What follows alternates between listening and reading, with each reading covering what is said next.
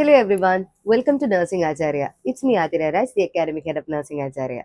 So as we all know, for all the nursing licensing exams, one of the important topic is OBG. Okay, so you can expect a large number of questions from the OBG topic itself.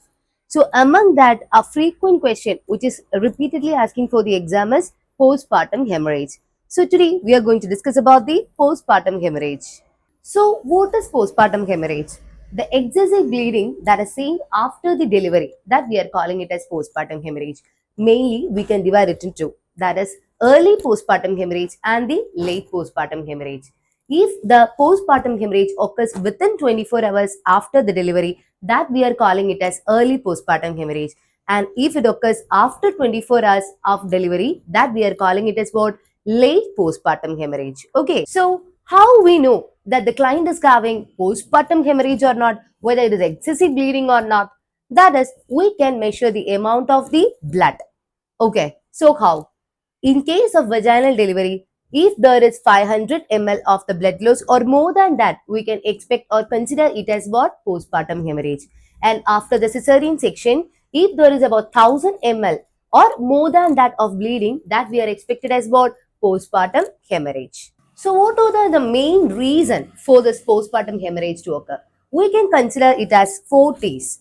The first one is TON. The main reason is uterine atony. So what is uterine atony? You can expect about 3 or 4 questions itself from the single topic uterine atony. That is poorly contracted uterus. After the delivery, the uterus needs to get contracted. But in this case of uterine atony, the uterus fails to contract back to normal. Okay. And the second T, that is trauma. There can be a trauma to the vagina or the cervix or anywhere in the perineal area, which can result in what? Postpartum hemorrhage. Then the third T, that is tissue. Tissue means it can be the placental fragments that can remain back within the uterine inlet itself. Okay. And the fourth T, that is any thrombins, that is blood coagulation disorder or the coagulopathy. All this can be the 4 main T's that is leading to the postpartum hemorrhage. So we know that after the delivery, the labor process means it is mainly divided into 4. Stage 1, stage 2, stage 3 and the stage 4. So in the stage 4, we can observe the postpartum hemorrhage. In stage 4, it is considered as the observation period and we are observing the mother for about 4 hours.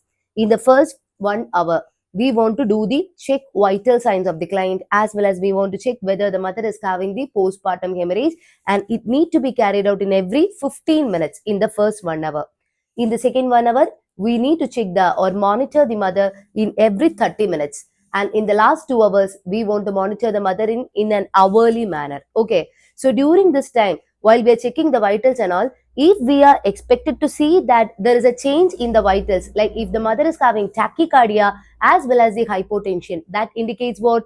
The mother is going through the hypovolemic shock. These are the main sign of hypovolemic shock, which is one of the main feature of what? Postpartum hemorrhage. Likewise, if you want to study more about the postpartum hemorrhage as well as regarding the other nursing licensing exam related topics, please download the app now.